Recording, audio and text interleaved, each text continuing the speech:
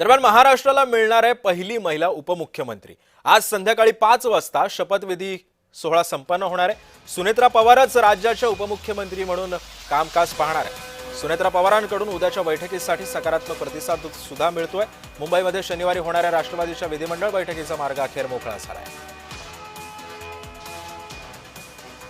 आणि या संदर्भामध्ये बोलण्यासाठी माझी सहकारी ज्योत्स्ना गंगणे सध्या आपल्या सोबत आहे। ज्योत्स्ना, 5 वाजता या सगळ्या शपथविधी सोहळ्याची तयारी करण्यात आलेली आहे। राज्यसभेच्या खासदारकीचा सुद्धा राजीनामा सुनेत्रा पवारांनी दिलेला आहे। उद्या बैठक होतीये, काय माहिती आणि या शपथविधी सोहळ्याची कशा पद्धतीने तयारी करण्यात आली आहे? अगदी बरोबर आहे। आपण बघितलं की आज सकाळपासूनची महत्त्वाची घडामोड म्हणजे सुनेत्रा पवार यांच्या देवगिरी बंगल्यावरती, म्हणजे जो अजित पवारांचा बंगला देवगिरी या प्रशासकीय बंगल्यावरती जे आहे ते सुनील तटकरे, प्रफुल्ल पटेल आणि असे दिग्गज नेते जे आहेत ते सुनेत्रा पवार यांच्या भेटीसाठी दाखल झाले। त्यामध्ये सुनेत्रा पवार आणि प्रफुल्ल पटेल, सुनील तटकरे यांच्यामध्ये चर्चा झाली आणि दुसरीकडे जे आहे ते सुनेत्रा पवार यांनी त्यांच्या राज्यसभेच्या खासदारकीचा राजीनामा जो आहे तो दिलेला आहे। आणि राज्यसभेचा खासदारकीचा राजीनामा जो आहे त्यांनी राज्यसभेचे अध्यक्ष CP कृष्णन जे आहेत त्यांच्याकडे त्यांनी त्यांचा राजीनामा जो आहे तो पाठवलेला आहे। कारण जर सुनेत्रा पवार यांना राज्याचे उपमुख्यमंत्री पद म्हणून जर शपथ घ्यायची असेल तर त्यांना त्यांच्या राज्यसभेच्या खासदारकीचा राजीनामा द्यावा लागेल आणि त्याच्यानंतर त्यांना उपमुख्यमंत्री पदाची शपथ घेता येईल। आणि त्याच करता त्यांनी सर्वात पहिल्यांदा कुठलं पाऊल उचललं असेल तर त्यांनी त्यांच्या राज्यसभेच्या खासदारकीचा राजीनामा दिलेला आहे। त्यानंतर सुनेत्रा पवार जे आहेत ते आता थोड्याच वेळामध्ये जी राष्ट्रवादी अजित पवार गटाचे प्रदेशाध्यक्ष सुनील तटकरे यांनी याच विधानभवनामध्ये आज दुपारी 2 वाजता जी आहे ती पक्षाच्या सर्व खासदारांची आणि आमदारांची एक महत्त्वपूर्ण तात्काळ बैठक जी आहे ती काल बोलावली होती। आणि त्या संदर्भात पक्षाचे सर्व खासदार आमदारांना जे आहे त्यांनी तसं मेसेज केला होता की सर्व खासदार आमदारांनी आज या राष्ट्रवादी अजित पवार गटाची जी बैठक आहे विधानभवनामध्ये त्या विधानभवनाच्या बैठकीच्या मध्यवर्ती हॉलमध्ये बैठक होणार आहे। त्या बैठकीला सर्वांनी जे आहे ते उपस्थित राहायचं आहे।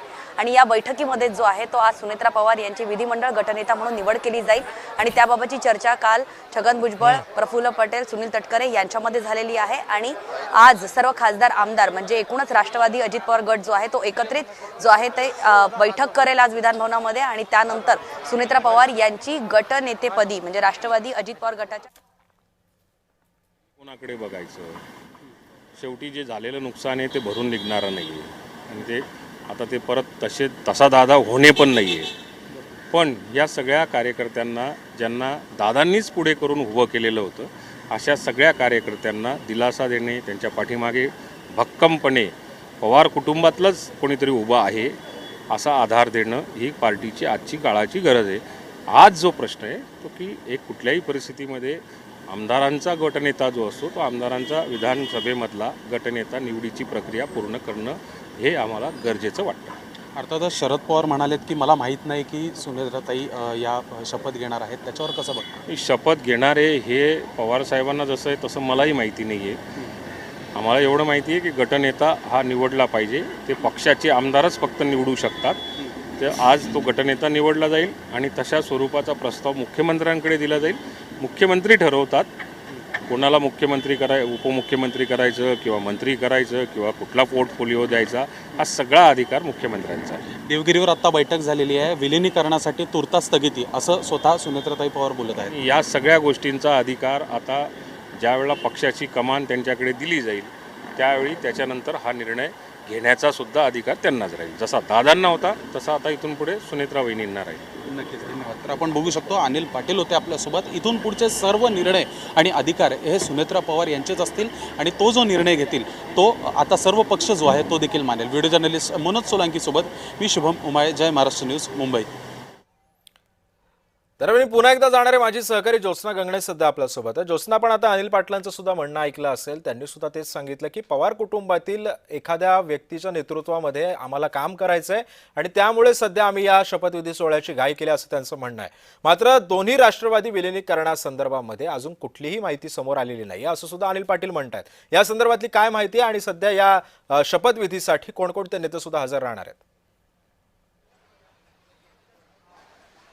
अगदी बरोबर आहे, कारण आपण बघतोय की अजित पवार आणि शरद पवार यांची राष्ट्रवादी जी आहे ती एकत्र होणार की नाही अशी अनेक दिवसांपासून जी आहे ती चर्चा सुरू होती आणि अशातच अजित पवारांचं आकस्मिक निधन झालं आणि त्यानंतर या चर्चेने आणखीन जोर धरलेला आहे. कारण आता अजित पवारांचं रिक्त झालेलं उपमुख्यमंत्री पद, त्याचबरोबर त्यांच्याकडे असलेली खाती आणि राष्ट्रवादी अजित पवार गटाचे जे आहे ते पक्षप्रमुख म्हणून नेमकं कोण असणार आहे याकडे सुद्धा सर्वांचं लक्ष असेल. कारण पक्षप्रमुख जे ठरवतील तेच त्या पक्षाला मानावं लागतं आणि त्याचमुळे सुनेत्रा पवार यांची जी आहे ती आज गटनेतेपदी निवड होणार आहे. आणि दुसरी गोष्ट म्हणजे त्यांची उपमुख्यमंत्री म्हणून शपथविधी होणार आहे. उपमुख्यमंत्री पद म्हणून सुनेत्रा पवार यांची शपथ होण्यापूर्वी जे आहेत त्यांची विधान भवनामध्ये त्यांच्या पक्षाची एक बैठक होणार आहे, ज्या बैठकीसाठी सुनील तटकरे प्रदेशाध्यक्ष जे आहेत त्यांनी ही बैठक बोलावली होती. ही बैठक आज दुपारी साधारण 2 वाजता या विधान भवनाच्या मध्यवर्ती सभागृहामध्ये ही बैठक होणार आहे आणि त्या बैठकीमध्ये सुनेत्रा पवार यांची एक मताने जी आहे ती गटनेतेपदी, विधिमंडळ गटनेतेपदी म्हणून खरं जी आहे जोत्स्ना, ती त्यामुळे निवड आता होणार आहे. विधिमंडळ गटनेतेपदी सुनेत्रा पवारांची निवड होऊ शकते आणि आज संध्याकाळी 5 वाजता या शपथविधी सोहळ्याचं सुद्धा आयोजन करण्यात आलेलं आहे. धन्यवाद तू दिलेल्या या सविस्तर माहितीबद्दल.